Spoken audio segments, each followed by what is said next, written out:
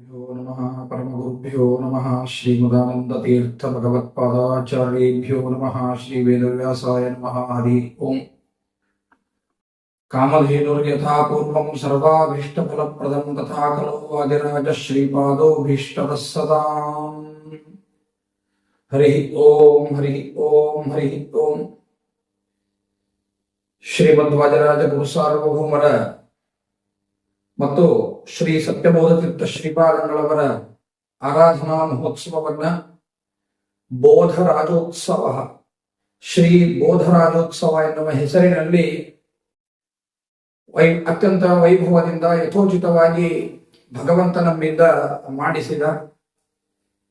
ವಾಸ್ತವಿಕವಾಗಿ ಇವರಿಬ್ಬರು ಮಹಾನುಭಾವರ ಚರಿತ್ರೆಗಳನ್ನ ಅಷ್ಟರೊಳಗಾಗಿ ಆರಾಧನೆಯೊಳಗಾಗಿಯೇ ಮುಗಿಸ್ಬೇಕು ಅಂತ ಸಂಕಲ್ಪ ಮಾಡಿದ್ರು ಕೂಡ ಬೇರೆ ಬೇರೆ ಕಾರ್ಯ ಬಾಹುಲ್ಯಗಳಿಂದ ಪೂರ್ತಿಗೊಳಿಸಲಿಕ್ಕೆ ಆಗಲಿಲ್ಲ. ಅದಕ್ಕಾಗಿ ಮತ್ತೆ ಆರಾಧನೆಯ ನಂತರದಲ್ಲಿ ಅವರ ಮಹಿಮೆಗಳನ್ನ ನಾವು ಮತ್ತೆ ತಿಳಿಯುವ ಪ್ರಯತ್ನವನ್ನ ಮಾಡೋಣ. ಪ್ರಾಯಶಃ ಶ್ರೀಮದ್ ವಾದಿರಾಜ ಗುರು ಸಾರ್ವಭೌಮರ ಶ್ರೀ ಸತ್ಯಬೋಧ ಗುರು ಸಾರ್ವಭೌಮರ ಅಪೇಕ್ಷೆಯೂ ಹಾಗೇ ಇರಬಹುದು. ಆರಾಧನೆ ಮುಗಿದಾದ ಮೇಲೆ ಮರೆತು ಮನೆಯಲ್ಲಿ ಕೂಡಬೇಡಿ, ಮತ್ತೆ ಮತ್ತೆ ಗುರುಗಳ ಸ್ಮರಣೆಯನ್ನ ಮಾಡಿ ಪ್ರತಿನಿತ್ಯ ಜೀವನದಲ್ಲಿ ಬರುವ ಸಮಸ್ಯೆಗಳನ್ನು ಪರಿಹರಿಸಿಕೊಳ್ಳಿ ಎಂಬುದಾಗಿ ಅವರು ಹೇಳತಕ್ಕಂತಹ ಉದ್ದೇಶ ಆಗಿರಬಹುದು. ಅವರು ನಮಗೆ ಆ ಸೂಚನೆಯನ್ನು ಕೊಟ್ಟಿದ್ದಾರೆ ಅಂತ ಅನ್ಕೊಂಡು ಪ್ರತಿನಿತ್ಯ ಮತ್ತೆ ಗುರುಗಳ ಸ್ಮರಣೆಯನ್ನು ನಾವು ಆಚರಿಸೋಣ.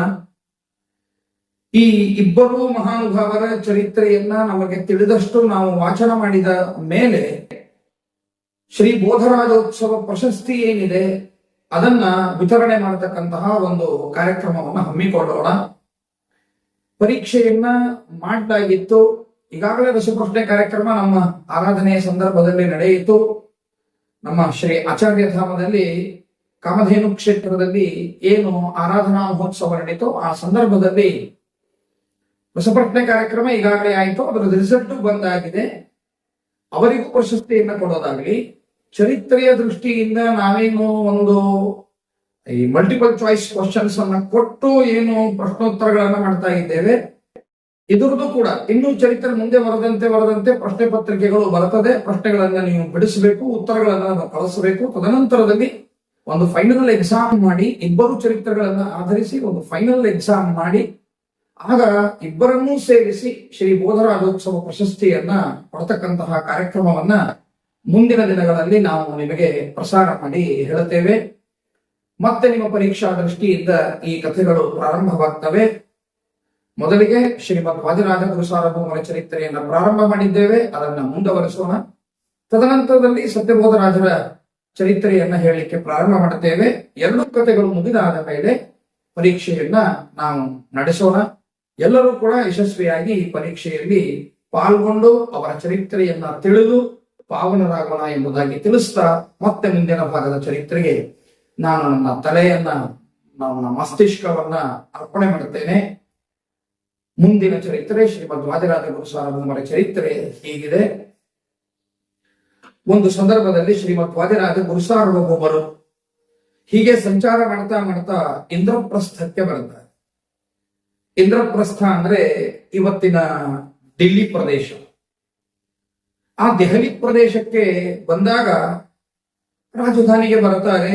ಅಲ್ಲಿ ಭೂವರಾಹ ದೇವರ ಪೂಜೆ ಆಗಬೇಕು, ಸಂಸ್ಥಾನದ ಪೂಜೆ ಆಗಬೇಕು. ಆ ಪೂಜೆಗಾಗಿ ಇಂತ ಇವರು ಆಯ್ದುಕೊಂಡಿರ್ತಕ್ಕಂತಹ ಸ್ಥಳ ಅಲ್ಲಿರ್ತಕ್ಕಂತಹ ಒಬ್ಬ ನವಾಬರಾಜ ಏನಿದ್ದಾನೋ ಆ ನವಾಬರಾಜನ ಮಗನ ಗೋರಿಯ ಪ್ರದೇಶ ಆಗಿತ್ತು. ಅಂದ್ರೆ ರಾಜನ ಮಗ ತೀರಿ ಹೋದ ಮಗನಿಗೆ ಒಂದು ಗೋರಿ ಕಟ್ಟಬೇಕು ಅಂತ ಒಂದು ಗೋರಿಯನ್ನ ಏನು ಕಟ್ಟಿದ್ರು ಆ ಸ್ಥಳವನ್ನೇ ಇವರು ಪೂಜೆಗಾಗಿ ಅಂತ ಆರಿಸಿಕೊಂಡರು ಶ್ರೀಮದ್ ವಾದಿರಾಜ ಗುರು ಸಾರ್ವಭೌಮರು. ಆ ದೆಹಲಿ ಪ್ರದೇಶದ ಜನಗಳೆಲ್ಲ ಬಂದು ಹೇಳ್ತಾರೆ, ಸ್ವಾಮಿ ಬೇಡ, ಇಲ್ಲಿ ಪೂಜೆ ಮಾಡ್ಲಿಕ್ಕೆ ಹೋಗಬೇಡಿ, ಇಲ್ಲಿ ಆ ರಾಜನ ಮಗನ ಗೋರಿ ಇದೆ, ನೀವು ಪೂಜೆ ಮಾಡಿದರೆ ಅದು ಸರಿಯಾಗುವುದಿಲ್ಲ, ಮೈಲಿಗೆಯ ಸ್ಥಳ, ನೀವು ಪೂಜೆ ಮಾಡೋದು ಬೇಡ.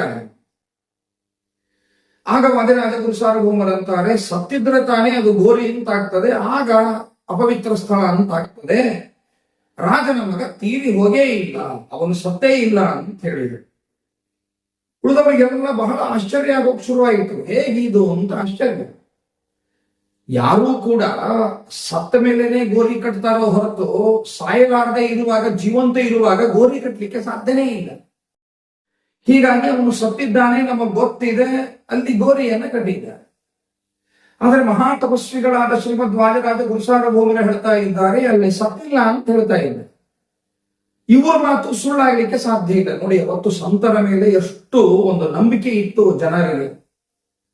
ಸತ್ತಿಲ್ಲ ಅಂತ ಇವರು ಹೇಳ್ತಾರೆ, ಹೀಗಾಗಿ ಇವರ ಮಾತನ್ನು ನಂಬೇಕು. ಸಾಯಲಾರದೆ ಗೋರಿ ಕಟ್ಟೋಕೆ ಸಾಧ್ಯ ಇಲ್ಲ. ಹಾಗಾದ್ರೆ ಏನಿರಬಹುದು ಅಂತ ಯೋಚನೆಯನ್ನ ಮಾಡಿ ರಾಜನಿಗೆ ವಿಷಯವನ್ನ ಮುಟ್ಟಿಸೋಣ ಅಂತ ಕೂಡಲೇ ಹೋಗಿ ರಾಜನಿಗೆ ವಿಷಯವನ್ನ ಮುಟ್ಟಿಸ್ತಾರೆ. ರಾಜನಿಗೂ ಬಹಳ ದುಃಖ ಆಗಿತ್ತು, ತನ್ನ ಮಗ ತೀರಿ ಹೋಗಿದ್ದಾನೆ ಅಂತನ್ನುವಂತಹ ಸಂಕಟದಲ್ಲಿ ಅವನು ದಾಡ್ತಾ ಇದ್ದ. ಈ ವಾರ್ತೆಯನ್ನು ಕೇಳಿದ ಕ್ಷಣಕ್ಕೆ ಏನೋ ಅವನ ಮನಸ್ಸಿನೊಳಗೂ ಒಂದು ಆಸೆ ಚಿಗುರುತು. ಹಾಗಾದ್ರೆ ನನ್ನ ಮಗ ಬದುಕಬಹುದು ಅಂತ ಆಸೆಯಿಂದ ಓಡಿ ಬರ್ತಾನೆ ಗುರುಗಳ ಕಡೆಗೆ. ಶ್ರೀಮದ್ ವಾದಿರಾಜ ಗುರುಸಾರ್ವಭೌಮರಿಗೆ ನಮಸ್ಕಾರಗಳನ್ನು ಮಾಡುತ್ತಾನೆ. ಸ್ವಾಮಿ, ತಾವು ಹೇಳಿದ್ದೀರಂತೆ ಮಗ ಸತ್ತಿಲ್ಲ ಅಂತ ಹೇಳಿದ್ದೀರಂತೆ, ತಾವು ಅಪ್ಪಣೆ ಕೊಟ್ಟರೆ ನಾನು ಗೋರಿಯನ್ನು ತೆಗೆಸುವ ಕೆಲಸವನ್ನ ಮಾಡುತ್ತೇನೆ ಎಂದ. ಅವಶ್ಯ ತೆಗೆಸುವಂತರು ವಾದಿರಾಜ ಗುರುಸಾರ್ವಭೌಮರು. ಕೂಡಲೇ ಆ ಗೋರಿಯನ್ನು ತೆಗೆಸುವ ಪ್ರಯತ್ನ ಮಾಡಿದರೆ, ಗೋರಿಯನ್ನ ತೆಗೆದರೆ ಮಲಗಿದ ಮಗು ಹೇಗೆ ಏಳಬೇಕೋ ಹಾಗೆ ಆ ರಾಜನ ಮಗ ಎದ್ದು ಕುಳಿತಿದ್ದಾನೆ. ಬಹಳ ಸಂತೋಷವಾಗಿದೆ. ಅವರಿಗೆ ಮತ್ತೊಮ್ಮೆ ಸಾಷ್ಟಾಂಗ ನಮಸ್ಕಾರವನ್ನ ಮಾಡಿ, ನಿಮಗೆ ಏನು ಕೊಡಬೇಕು ಅಂತ ಗೊತ್ತಾಗ್ತಾ ಇಲ್ಲ, ನನಗೆ ಬಹಳ ಖುಷಿಯಾಗಿದೆ. ಸತ್ತ ನನ್ನ ಮಗನನ್ನು ನೀವು ಬದುಕಿಸಿದಂತಹ ಪುಣ್ಯಾತ್ಮರು, ನಿಮ್ಮ ಮಹಿಮೆ ಅಪಾರವಾದದ್ದು. ಸ್ವಾಮಿ, ನಾನು ಈ ಕೆಲವು ಕಾಣಿಕೆಗಳನ್ನು ಕೊಡ್ತೇನೆ, ದಯವಿಟ್ಟು ತಾವು ಸ್ವೀಕಾರ ಮಾಡಬೇಕು ಅಂತ ಹೇಳಿದ್ದೆ ನಾನು. ಹಾಗನ್ನ ತಗೊಳ್ತಾರೆ ವಾದಿರಾಜ ಗುರುಸಾರ್ವಭೌಮರು. ಇವೆಲ್ಲಾ ಬಾಹ್ಯ ಕಾಣಿಕೆಗಳನ್ನು ತಗೊಂಡು ಏನ್ ಮಾಡಬೇಕಾಗಿದೆ ನಾವು? ನಮಗೆ ನಮ್ಮ ಹೃದಯ ಗುಹೆಯಲ್ಲಿ ವಾಸನಾಗಿರ್ತಕ್ಕಂತಹ ಪರಮಾತ್ಮನೇನಿದ್ದಾನೋ ಆ ಪರಮಾತ್ಮನೇ ನಿಜವಾಗಿಯೂ ಲಕ್ಷ್ಮೀಪತಿ ಶ್ರೀರಮಣ. ಆ ಶ್ರೀರಮಣನ ಚರಣ ಪೂಜೆ ಮಾಡೋದೇನಿದೆಯಲ್ಲ, ಆ ಚರಣದಲ್ಲಿ ಚಿತ್ತ ಬಿಡೋದೇನಿದೆಯಲ್ಲ, ಆ ಚರಣಗಳಿಂದ ಆದ ಕಾರ್ಯಗಳನ್ನ ಚಿಂತನೆ ಮಾಡುವುದೇನಿದೆಯಲ್ಲ, ಅದೇ ನಮಗೆ ದೊಡ್ಡ ಸಂಪತ್ತು. ಭೌತಿಕವಾಗಿರತಕ್ಕಂತಹ ಈ ಸಂಪತ್ತೇನಿದೆ ಅದು ನಿಜವಾದ ಸಂಪತ್ತು ಅಂತ ನಮಗೆ ಅನಿಸೋದೇ ಇಲ್ಲ. ಇದು ಖರ್ಚಾಗುವ ಸಂಪತ್ತು. ಭಗವಂತನ ಪಾಠಗಳಲ್ಲಿ ಚಿತ್ತವಿಟ್ಟ ಸಂಪತ್ತೇನಿದೆ ಆ ಸಂಪತ್ತು ಅದು ಬೆಲೆ ಕಟ್ಟಲಿಕ್ಕೆ ಆಗದೆ ಇರ್ತಕ್ಕಂತಹ ಸಂಪತ್ತು. ಆ ಸಂಪತ್ತನ್ನ ಭಗವಂತ ನಮಗೆ ಕೊಟ್ಟಿದ್ದಾನೆ, ಅದರಿಂದಲೇ ನಿನ್ನ ಮಗ ಬದುಕಿದ್ದಾನೆ. ಈ ಬಾಕಿ ಸಂಪತ್ತು ಬೇಡ ಅಂತ ಹೇಳಿದ್ರು. ಇವ್ರು ಎಷ್ಟು ಬೇಡ ಅಂತ ಹೇಳಿದ್ರು ಅವನು ಕೇಳಲಿಲ್ಲ. ಮತ್ತೆ ಮತ್ತೆ ಅದು ನೀವು ತಗೊಳ್ಳೇಬೇಕು ಅಂತ ಸ್ವೀಕಾರ ಮಾಡಿದ. ಎಷ್ಟೋ ಒಂಟಿಗಳಲ್ಲಿ ಅಪಾರ ಸಂಪತ್ತನ್ನ ತುಂಬಿ ಇವರ ಜೊತೆಗೆ ಕೊಟ್ಟು ಕಳುಹಿಸಿದ. ಬೇಡ ಅಂತ ಹೇಳಿದ್ರು ಕೇಳಲಿಲ್ಲ. ಮತ್ತೆ ಮತ್ತೆ ಜುಲುಮೆ ಮಾಡಿ ಕೊಟ್ಟು ಕಳುಹಿಸಿದ. ಆಗ್ಲಿ ಅಂತಂದ್ರು, ಕೊಟ್ಟಿದ್ದಾನೆ, ಆಯ್ತು ಬಿಡಪ್ಪ ಅಂದ್ರು. ಅದೆಲ್ಲ ಸಂಪತ್ತನ್ನ ತಗೊಂಡ್ರು. ತೆಗೆದುಕೊಂಡು ಅನಂತರದಲ್ಲಿ ಕಾಶಿ ಕ್ಷೇತ್ರಕ್ಕೆ ಅಂತ ಬರ್ತಾರೆ. ಆ ಕಾಶಿ ಕ್ಷೇತ್ರಕ್ಕೆ ಬಂದಾಗ ಎಲ್ಲ ಸಂಪತ್ತೇನಿದೆ ಆ ಸಂಪತ್ತನ್ನ ಅಲ್ಲಿರ್ತಕ್ಕಂತಹ ಬ್ರಾಹ್ಮಣರೇನಿದ್ದಾರೋ ಎಲ್ಲ ಬ್ರಾಹ್ಮಣರನ್ನ ಕರೆದರು. ನೋಡಪ್ಪ, ನಾವು ಬೇಡ ಅಂದ್ರು, ಆ ರಾಜ ಕೊಟ್ಟಿದ್ದಾನೆ, ಇಷ್ಟೆಲ್ಲ ಅಪಾರ ಸಂಪತ್ತಿದೆ, ತಗೊಂಡು ನಾವೇನ್ ಮಾಡಬೇಕಾಗಿದೆ? ನಾವು ಸನ್ಯಾಸಿಗಳು, ನಮಗೆ ಈ ಸಂಪತ್ತಿನ ಅಗತ್ಯತೆ ಇಲ್ಲ. ನಿಮಗೆ ಬ್ರಾಹ್ಮಣರಿಗೆ ಯಾರ್ಯಾರಿಗೆ ಬೇಕೋ, ಬಡವರಿಗೆ ಯಾರ್ಯಾರಿಗೆ ಬೇಕೋ ಅವರೆಲ್ಲ ಬಡವರು ಬ್ರಾಹ್ಮಣರು ಯಾರ್ಯಾರಿದ್ದೀರಿ ಅವರೆಲ್ಲ ಈ ಸಂಪತ್ತನ್ನ ನೀವು ಹಂಚ್ಕೊಂಡು ಬಿಡಿ ಅಂತ ಹೇಳಿದರು ಕಾಶಿಯಲ್ಲಿ. ಆಗ ಕಾಶಿಯಲ್ಲಿ ಇರ್ತಕ್ಕಂತಹ ಸಜ್ಜನರೆಲ್ಲರೂ ಒಂದು ಯೋಚನೆಯನ್ನ ಮಾಡ್ತಾರೆ. ಗುರುಗಳಿಗೆ ಬೇಡವಾದ ಸಂಪತ್ತೇನಿದೆ ಈ ಸಂಪತ್ತು ನಮಗೆ ಬೇಡ ಎಂಬುದಾಗಿ ಅವರು ಹಾಗೆ ತೀರ್ಮಾನ ತಗೊಂಡರು. ನೋಡಿ, ಎಂತಹ ಪ್ರಾಮಾಣಿಕವಾಗಿರ್ತಕ್ಕಂತಹ ಕಾಲ. ಎಲ್ಲ ಬಡವರು ಸಜ್ಜನರು ಬ್ರಾಹ್ಮಣರು ಎಲ್ಲರೂ ಸೇರಿ ಗುರುಗಳು ಮುಟ್ಟದ ಸಂಪತ್ತು ನಮಗೆ ಬೇಡ ಅಂತನ್ನುವ ತೀರ್ಮಾನಕ್ಕೆ ಬಂದು ಯಾರೂ ಸಂಪತ್ತನ್ನು ಮುಟ್ಟಲೇ ಇಲ್ಲ. ವಾದಿರಾಜ ಗುರುಸಾರ್ವಭೌಮರಿಗೆ ಬಹಳ ಸಂತೋಷ ಆಯಿತು. ಅಪ್ಪ, ಏನ್ ಜನ ಇದ್ದಾರೆ, ಸಂಪತ್ತಿನ ಬಗ್ಗೆ ಆಸೆ ಪಡದೇ ಇರತಕ್ಕಂತಹ ಜನಗಳಿದ್ದದ್ದು, ಇವತ್ತಿಗೂ ಇದ್ದದ್ದು ಅಂದ್ರೆ ಅದು ಭಗವಂತನ ದಯ. ಕಲಿಯುಗದಲ್ಲಿ ಹಾಗಿರ್ಲಿಕ್ಕೆ ಸಾಧ್ಯ ಇಲ್ಲ. ಎಲ್ಲರೂ ಸಂಪತ್ತಿನ ಹಿಂದೆ ಹೋಗ್ತಾರೆ, ಆದ್ರೆ ಸಂಪತ್ತು ತಗೊಳ್ಳಿ ಅಂತ ಹೇಳಿದ್ರು ಬೇಡ ಅಂತ ಹೇಳ್ತಾ ಇದ್ದಾರೆ ಅಂದ್ರೆ ನಿಜವಾಗಿಯೂ ಇವರು ಸಜ್ಜನರು ಅಂತ ಯೋಚನೆಯನ್ನ ಮಾಡಿ ಆ ಸಂಪತ್ತನ್ನೆಲ್ಲ ಗಂಗಾ ನದಿಯಲ್ಲಿ ಹಾಕಿಸಿಬಿಟ್ರಂತೆ ವಾದಿರಾಜ ಗುರುಸಾರ್ವಭೌಮರು. ಒಂದೂ ಸಂಪತ್ತನ್ನು ಮುಟ್ಲೇ ಇಲ್ಲ ಮಹಾನುಭಾವರು. ಆ ಜನರು ಮುಟ್ಲಿಲ್ಲ, ವಾದಿರಾಜ ಗುರುಸಾರ್ವಭೌಮರು ಮುಟ್ಲಿಲ್ಲ. ಇದು ಅವರ ವೈರಾಗ್ಯ. ಆ ಸಂಪತ್ತನ್ನೇನಾದರೂ ತೆಗೆದುಕೊಂಡು ಬಂದಿರು ಮಠದಲ್ಲಿ ಇಟ್ಟಿದ್ರೆ ಏನಾಗಬಹುದಾಗಿತ್ತು ಅಂತ ಯೋಚನೆ ಮಾಡಿ. ಒಂಟಿಗಳ ಮೇಲೆ, ಅದು ಇಷ್ಟು ಒಂಟೆ ಅಂತ ಹೇಳಿಲ್ಲ, ಅನೇಕ ಒಂಟೆಗಳ ಮೇಲೆ ಅಂತ ಹೇಳ್ತಾರೆ. ಭಕ್ತ ರತ್ನ ಸಂಗ್ರಹದಲ್ಲಿ ಹೇಳ್ತಾರೆ, ಅನೇಕ ಒಂಟಿಗಳ ಮೇಲೆ ಆ ಸಂಪತ್ತನ್ನು ಕೊಟ್ಟು ಕಳುಹಿಸಿದ್ದಾನೆ ರಾಜ. ಆ ಎಲ್ಲಾ ಸಂಪತ್ತನ್ನ ಗಂಗಾ ನದಿಯಲ್ಲಿ ಹಾಕಿಸಿಬಿಟ್ಟು ಮನೆಯದು ಅಂತ ನಾವು ಕೇಳ್ತೇವೆ ಅವರ ಚರಿತ್ರೆಯಲ್ಲಿ. ಕಾಶಿಗೆ ಬಂದ ಮೇಲೆ ಮಹಾನುಭಾವರು ಏನು ಮಾಡಿದ್ರು ಅಂದ್ರೆ, ಕಾಶಿಯಲ್ಲಿ ಗಂಗಾ ನದಿಯಲ್ಲೇನೆ ರಾತ್ರಿ ಏನ್ ಪೂಜೆ ಮಾಡಬೇಕಾಗಿತ್ತು ಆ ಪೂಜೆಯನ್ನ ಮಾಡಿ ದಡದ ಮೇಲೆ ಮಲಗಿಬಿಟ್ರು. ಮಠ ಒಂದು ಗುಡಿ ಅಥವಾ ಇನ್ನೆಲ್ಲೋ ಹೋಗ್ಬೇಕು, ಅಲ್ಲಿ ತಾವು ಮಲಗಬೇಕು ಅಂತ ಏನಿಲ್ಲ. ವಿರಕ್ತಿ ಜೀವನ ಅಂದ್ರೆ ಹೀಗೆ, ತಪೋ ವಿದ್ಯಾ ವಿರಕ್ತಿಯಾದಿ ಸದ್ಗುಣ ಉದಾಕರಾನಹಂ ವಾದಿರಾಜ ಗುರು ಮುಂದೆ ಹಯಗ್ರೀವ ದಯಾಶ್ರಯಾನ್ ಅಂತ ಅದಕ್ಕೆ ಹೇಳಿದ್ದು. ಅಂತಹ ಮಹಾವಿರಕ್ತರು ಶ್ರೀಮದ್ ವಾದಿರಾಜ ಗುರು ಸಾರ್ವಭೌಮರು.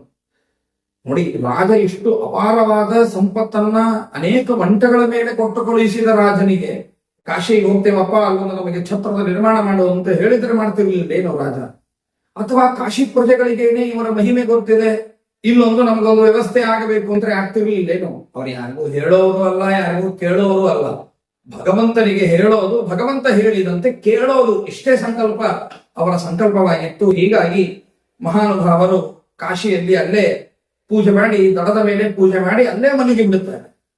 ಆ ಗಂಗಾ ನದಿಯಲ್ಲಿ ಇರತಕ್ಕಂತಹ ಅನೇಕ ಮೊಸಳೆಗಳು, ಆಯ್ತು ಬಿಡಿ ಇವತ್ತು ಒಳ್ಳೆ ಆಹಾರ ಸಿಕ್ತು ನಮಗೆ ಅಂತ ಹೇಳಿ ಅನೇಕ ಮೊಸಳೆಗಳು ಈ ಶಿಷ್ಯರನ್ನ ತಿನ್ನಲಿಕ್ಕೆ ಅಂತ ಬರುವ ಸಂದರ್ಭದಲ್ಲಿ ಎಲ್ಲರೂ ಕೂಡ ವಾದಿರಾಜ ಗುರು ಸಾರ್ವಭೌಮರಿಗೆ ಶರಣಾಗಿದ್ದಾರೆ. ಆ ಸಂದರ್ಭದಲ್ಲಿ ವಾದಿರಾಜ ಗುರು ಸಾರ್ವಭೌಮಗಳು ಗುರು ಸಾರ್ವಭೌಮರು ಮಂತ್ರವನ್ನ ತೆಗೆದುಕೊಂಡು ಒಂದು ರೇಖೆಯನ್ನ ಹಾಕಿದ್ದಾರೆ. ಆ ರೇಖೆಯನ್ನ ದಾಟಿ ಒಂದು ಮೊಸಳೆಗೂ ಬರಲಿಕ್ಕೆ ಆಗಲಿಲ್ಲಂತೆ. ನೋಡಿ, ಮೊಸಳೆ ಆ ರೇಖೆ ತನಕ ಬರೋದು, ರೇಖೆ ನೋಡೋದು, ಆ ರೇಖೆ ನೋಡಿದ್ರೆ ಅವಕ್ಕೆ ಏನಿಸ್ತಿತ್ತೋ ಏನೋ ಗೊತ್ತಿಲ್ಲ, ಮರಳಿ ಹಿಂದಕ್ಕೆ ಹೋಗಿಬಿಡೋದು. ಒಬ್ಬ ಸಜ್ಜನನನ್ನು ಕೂಡ ಶ್ರೀಮದ್ ವಾದಿರಾಜ ಗುರು ಸಾರ್ವಭೌಮ ಶಿಷ್ಯರನ್ನ ಮುಟ್ಟುವ ಪ್ರಯತ್ನವನ್ನು ಕೂಡ ಮೊಸಳೆಗಳಿಗೆ ಮಾಡಲಿಕ್ಕೆ ಸಾಧ್ಯವಾಗಲಿಲ್ಲ. ಹಾಗೆ ಶಿಷ್ಯರನ್ನ ರಕ್ಷಣೆ ಮಾಡಿರ್ತಕ್ಕಂತಹ ಮಹಾನುಭಾವರು ಶ್ರೀಮದ್ ವಾದಿರಾಜ ಗುರು ಸಾರ್ವಭೌಮರು ಎಂಬುದಾಗಿ ನಾವು ನೋಡುತ್ತೇವೆ. ಅನಂತರದಲ್ಲಿ ತಿರ್ಗಾ ಮತ್ತೆ ಅವರು ಪ್ರಯಾಣವನ್ನ ಮಾಡ್ತಾ ಇದ್ದಾರೆ. ಆ ಸಂದರ್ಭದಲ್ಲಿ ಪ್ರಯಾಗ ಕ್ಷೇತ್ರದಿಂದ, ಕಾಶಿ ಕ್ಷೇತ್ರದಿಂದ ಪ್ರಯಾಗ ಕ್ಷೇತ್ರಕ್ಕೆ ಬಂದಿದ್ದಾರೆ. ಆ ಪ್ರಯಾಗ ಕ್ಷೇತ್ರಕ್ಕೆ ಬಂದಾಗ ಬ್ರಹ್ಮದೇವರ ಸಂಧ್ಯಾಮಠ ಅಂತ ಹೇಳಿ ಆ ಸಂಧ್ಯಾಮಠಕ್ಕೆ ಶ್ರೀಪಾದಂಗಳವರು ದಿಗ್ವಿಜಯವನ್ನ ಮಾಡಿದ್ದಾರೆ. ಆಗ ಸಾಕ್ಷಾತ್ ವೇದವ್ಯಾಸ ದೇವರು ಬಂದು ಪ್ರಕಟರಾಗ್ತಾರಂತೆ. ಸ್ವತಃ ವಾದಿರಾಜ ಗುರು ಸಾರ್ವಭೌಮರು ಕೂಡ ಇದರ ಸೂಚನೆಯನ್ನ ಕೊಡ್ತಾರೆ. ತಮ್ಮ ಗ್ರಂಥಗಳಲ್ಲಿ ಈ ಸೂಚನೆಯನ್ನ ಕೊಡ್ತಾರೆ. ವಿಶೇಷವಾಗಿ ಮಹಾಭಾರತ ಲಕ್ಷಾಲಂಕಾರ ಗ್ರಂಥದಲ್ಲಿ ಈ ಸೂಚನೆಯನ್ನ ಕೊಡ್ತಾರೆ. ಆ ಪ್ರಯಾಗದಲ್ಲಿ ಇರ್ತಕ್ಕಂತಹ ಸಂಧ್ಯಾಮಠಕ್ಕೆ ಶ್ರೀಪಾದಂಗಳು ದಿಗ್ವಿಜಯವನ್ನ ಮಾಡಿದಾಗ ಶ್ರೀ ವೇದವ್ಯಾಸ ದೇವರು ಬರ್ತಾರಂತೆ. ಜಟಾಧಾರಿಯಾಗಿ ತೇಜೋಮಯ ರೂಪದಿಂದ ಬರ್ತಾರೆ. ಬಂದು ಹೇಳ್ತಾರಂತೆ, ಇಲ್ಲಪ್ಪ ವಾದಿರಾಜ, ನನಗೆ ನಿನ್ನ ಬಗ್ಗೆ ತುಂಬಾ ಪ್ರೀತಿ ಇದೆ. ಒಳ್ಳೆ ನೀನು ಸನಾತನವಾಗಿರ್ತಕ್ಕಂತಹ ಸನಾತನ ವೈಷ್ಣವ ಸತ್ಸಿದ್ಧಾಂತವನ್ನ ಚೆನ್ನಾಗಿ ಪ್ರತಿಷ್ಠಾಪನೆ ಮಾಡ್ತಾ ಇದ್ದೀಯ ಲೋಕದಲ್ಲಿ, ನನಗೆ ತುಂಬಾ ಪ್ರೀತಿಯಾಗಿದೆ. ನೀನು ಅವತಾರ ಮಾಡುವುದಕ್ಕಿಂತ ಮುಂಚೆ ಒಂದು ಘಟನೆ ನಡೆದಿದೆ. ವಾದಿರಾಜ ಗುರು ಸಾರ್ವಭೌಮರಿಗೆ ಆಶ್ಚರ್ಯ, ಏನು ಅಂತ ಕೇಳಿದ್ರು. ಏನಿಲ್ಲ, ನಿನ್ನ ತಾಯಿ ಹರಕೆ ಹೊಂದಿದ್ದು. ಏನು ಅಂದ್ರೆ ಒಳ್ಳೆ ಸತ್ಕುಲ, ಅಂದ್ರೆ ಅವ್ರದ್ದು ಕುಲ ಸತ್ಕುಲ. ಈ ಸತ್ಕುಲಕ್ಕೆ ಭೂಷಣಪ್ರಾಯನಾಗಿರ್ತಕ್ಕಂತಹ ಒಂದು ಸತ್ಸಂತಾನ ಆದರೆ, ಒಳ್ಳೆ ಮಗ ಹುಟ್ಟಿದರೆ ನಿನಗೆ 1,00,000 ಅಲಂಕಾರಗಳನ್ನ ಮಾಡಿಸ್ತೇನೆ ಅಂತ, ಬಂಗಾರದ 1,00,000 ಅಲಂಕಾರಗಳನ್ನ ಮಾಡಿಸ್ತೇನೆ ಅಂತ ಬೆಳ್ಕೊಂಡಿದ್ದಾರೆ. 1,00,000 ಅಲಂಕಾರಗಳಾಗಬೇಕಲ್ಲ. ಹೌಹಾರ್ಬಿಟ್ರು ವಾದಿರಾಜ ಗುರು ಸಾರ್ವಭೌಮರು. 1,00,000 ಅಲಂಕಾರ ಮಾಡಿಸೋದಾದ್ರೂ ಹೇಗೆ? ಮುಗುಳನಿಗೆ ಇದ್ದ ವೇದವ್ಯಾಸ ದೇವರು ವಾದಿರಾಜ ಗುರು ಸಾರ್ವಭೌಮರಿಗೆ ಹೇಳ್ತಾರೆ, ಏನಿಲ್ಲಪ್ಪ, ಸರಳ ಇದೆ, ಏನ್ ಬಹಳ ಯೋಚನೆ ಮಾಡಬೇಡ. ನಿನಗೆ ಅತ್ಯಂತ ಸರಳ, ಮಿಕ್ಕವರಿಗೆ ಅತ್ಯಂತ ಕಷ್ಟ. ಮಹಾಭಾರತದಲ್ಲಿ ನಾನು ಬರೆದ ಮಹಾಭಾರತ ಗ್ರಂಥದಲ್ಲಿ 1,00,000 ಕಠಿಣ ಶಬ್ದಗಳಿವೆ. 1,00,000 ಕಠಿಣ ಶಬ್ದಗಳಿವೆ. ಆ 1,00,000 ಕಠಿಣ ಶಬ್ದಗಳಿಗೆ ನೀನು ವ್ಯಾಖ್ಯಾನವನ್ನ ಮಾಡಿದರೆ ನನಗೆ ಲಕ್ಷಾಲಂಕಾರಗಳನ್ನ ಮಾಡಿಸಿದಂತಾಗುತ್ತೆ. ನಿನ್ನ ತಾಯಿಯ ಮಾತನ್ನ ನೀನು ನಡೆಸಿದಂತೆ ಆಗುತ್ತದೆ. ಆದ್ದರಿಂದಾಗಿ ನೀನು ಮಹಾಭಾರತ ಗ್ರಂಥಕ್ಕೆ ಲಕ್ಷಾಲಂಕಾರ ಎಂಬ ಗ್ರಂಥವನ್ನು ರಚನೆ ಮಾಡು, ಅದು ನಿನ್ನಿಂದ ಸಾಧ್ಯವಿದೆ ಎಂಬುದಾಗಿ ಹೇಳ್ತಾರೆ. ಇಷ್ಟು ಹೇಳಿ ಆದರ್ಶರಾಗಿರ್ತಾರೆ. ಹೇಗೆ ಮಹಾಭಾರತ ತಾತ್ಪರ್ಯ ನಿರ್ಣಯವನ್ನ ಬರೆ ಅಂತ ವೇದವ್ಯಾಸ ದೇವರು ಶ್ರೀಮದ್ ಆನಂದ ತೀರ್ಥ ಭಗವತ್ಪಾದಾಚಾರ್ಯರಿಗೆ ಅಪ್ಪಣೆಯನ್ನ ಮಾಡಿದರು. ಯಾಕೆ ಅಂದ್ರೆ ಮಹಾಭಾರತ ಬಹಳ ಸರಳವಾದ ಗ್ರಂಥ ಅಲ್ಲ. ಕಥಾ ಸಾಹಿತ್ಯ ತುಂಬಾ ಚೆನ್ನಾಗಿದೆ ಕಥೆಗಳು, ಉಪಕಥೆಗಳು ಚೆನ್ನಾಗಿವೆ. ಆದರೆ ಮಹಾಭಾರತ ಅಷ್ಟು ಸುಲಭವಾಗಿ ತಿಳಿಯುವಂತದ್ದಲ್ಲ. ಅದರಲ್ಲಿ ಸಮಾಧಿ ಭಾಷೆ, ದರ್ಶನ ಭಾಷೆ, ಗುಹ್ಯ ಭಾಷೆ, ಹೀಗೆ ಭಾಷಾ ತ್ರೈವಿಧ್ಯ, ಅನೇಕ ರೀತಿಯಾದ ಶೈಲಿಗಳು ಇರುವುದರಿಂದಾಗಿ ಆ ಶೈಲಿಯನ್ನು, ಆ ಭಾಷಾ ವೈವಿಧ್ಯವನ್ನು ಅರ್ಥ ಮಾಡಿಕೊಳ್ಳಲಿಕ್ಕಾಗದ ಸಜ್ಜನರಿಗಾಗಿ ಇಂಥ ಮಹಾಭಾರತ ತಾತ್ಪರ್ಯ ನಿರ್ಣಯವನ್ನ ರಚನೆ ಮಾಡುವಂತ ವಾಯುದೇವರ ಅವತಾರಭೂತರಾದ ಶ್ರೀಮದ್ ಆನಂದ ತೀರ್ಥ ಭಗವತ್ಪಾದಾಚಾರ್ಯರಿಗೆ ದೇವರು ಹೇಗೆ ಅಪ್ಪಣೆ ಕೊಟ್ಟ ಹಾಗೆ ಶ್ರೀಮದ್ ವಾದಿರಾಜ ಗುರು ಸಾರ್ವಭೌಮನಿಗೂ ಕೂಡ ವೇದವ್ಯಾಸ ದೇವರು ಅಪ್ಪಣೆ ಕೊಡ್ತಾರೆ. ಮಹಾಭಾರತಕ್ಕೆ ನೀನು ಲಕ್ಷಾಲಂಕಾರವನ್ನು ರಚನೆ ಮಾಡು ಆಗಲಿ ಅಂತ ಹೇಳಿ ಶ್ರೀಮದ್ ವಾದಿರಾಜ ಗುರು ಸಾರ್ವಭೌಮರು ಮಹಾಭಾರತಕ್ಕೆ ಲಕ್ಷಾಲಂಕಾರ ಎಂಬತಕ್ಕಂತಹ ಉದ್ಗ್ರಂಥವನ್ನು ರಚನೆ ಮಾಡಿಕೊಡುತ್ತಾರೆ. ಹೀಗೆ ಮಹಾಭಾರತ ಲಕ್ಷಾಲಂಕಾರ ಮುಂದೆ ಅನಂತರದಲ್ಲಿ ಒಂದು ಅದೃಶ್ಯನಾದ ಇವತ್ತು ಲಕ್ಷಾಲಂಕಾರವನ್ನ ಬರೆದರು ಎಂಬುದಾಗಿ ತಿಳಿಸಿಕೊಡುತ್ತಾರೆ. ಪ್ರಯಾಗೆ ಬ್ರಹ್ಮಣ ಸಂಧ್ಯಾಮಠೆ ಜಪಪರಾಯಣ ಅಹಮಾಸಂ ತದಾ ಲಕ್ಷಾಲಂಕಾರಂ ಕುರ್ವತಿ ಪ್ರಭು ಎಂಬುದಾಗಿ ವಾದರಾಜ ಗುರುಸಾರ್ವಭೌಮರು ಹೇಳುವುದನ್ನು ನಾವು ಕೇಳುತ್ತೇವೆ. ಅನಂತರದಲ್ಲಿ ಅಲ್ಲಿಂದ ವೇದವ್ಯಾಸ ದೇವರೊಡನೆ ಕೆಲವರು ಹೇಳ್ತಾರೆ ಈ ಪ್ರಸಂಗವನ್ನ ಏನ್ ಮಾಡಿದ್ರು ಅಂದ್ರೆ, ಶ್ರೀಮದ್ ವಾದಿರಾಜ ಗುರುಸಾರ್ವಭೌಮರು ವೇದವ್ಯಾಸ ದೇವರೊಡನೆಗೆ ಬದರಿಕಾಶ್ರಮಕ್ಕೆ ಹೋಗಿದ್ದಾರೆ. ಒಂದು ದೊಡ್ಡ ಬದಲಿಗೆ ಹೋಗಿದ್ದಾರೆ. ಆ ದೊಡ್ಡ ಬದಲಿಯಲ್ಲಿ ವೇದವ್ಯಾಸ ದೇವರ ಮತ್ತೊಂದು ಶ್ರೇಷ್ಠವಾದ, ಅವರದ್ದೇ ಆದ ಶ್ರೇಷ್ಠ ರೂಪವನ್ನ, ಅಲ್ಲಿ ಶ್ರೀಮದ್ ಆನಂದ ತೀರ್ಥ ಭಗವತ್ಪಾದಾಚಾರ್ಯರನ್ನ, ಅನೇಕ ದೇವತೆಗಳನ್ನ ಕಂಡು ಅವರಿಂದ ಮತ್ತೆ ಪ್ರೇರಿತರಾಗಿ, ಶ್ರೀಮದ್ ಆಚಾರ್ಯರಿಂದ ಪ್ರೇರಿತರಾಗಿ, ವೇದವ್ಯಾಸ ದೇವರಿಂದ ಪ್ರೇರಿತರಾಗಿ ಅವರು ಮಹಾಭಾರತ ಲಕ್ಷಾಲಂಕಾರವನ್ನು ಬರೆದರು ಎಂಬತಕ್ಕಂತಹ ಒಂದು ಕಥೆಯೂ ಕೂಡ ಜನಪದದಲ್ಲಿ ಬಂದಿದೆ. ಅಂತೂ ವೇದವ್ಯಾಸ ದೇವರು ಆಜ್ಞೆ ಮಾಡಿದ್ದು ಸತ್ಯ. ನಮ್ಮ ಪೂಜ್ಯ ಚರಣರು ಮಹಾಭಾರತ ಲಕ್ಷಾಲಂಕಾರವನ್ನು ಬರೆದದ್ದೂ ಕೂಡ ಅಷ್ಟೇ ಸತ್ಯ. ಅಂತಹ ಮಹಾನುಭಾವರ ಆಶೀರ್ವಾದ ನಮ್ಮ ಮೇಲೆ ಸದಾ ಇರಲಿ. ಅಂತಹ ಅವರು ಬರೆದ ಗ್ರಂಥಗಳನ್ನ ಅಧ್ಯಯನ ಮಾಡುವಂತಹ ಸದ್ಬುದ್ಧಿ ನಮಗೆ ಬರಲಿ ಎಂಬುದಾಗಿ ಪ್ರಾರ್ಥನೆಯನ್ನು ಸಲ್ಲಿಸ್ತಾ ಇವತ್ತಿನ ಉಪನ್ಯಾಸವನ್ನ ಅವರ ಅಂತರ್ಯಾಮಿಯಾದ ಭಗವಂತನ ಪಾದಾರವಿಂದಗಳಲ್ಲಿ ಸಮರ್ಪಣೆಯನ್ನು ಮಾಡೋಣ. ಶ್ರೀಕೃಷ್ಣಾರ್ಪಣಮಸ್ತು, ಮಧ್ವೇಶ ನಮಸ್ತು.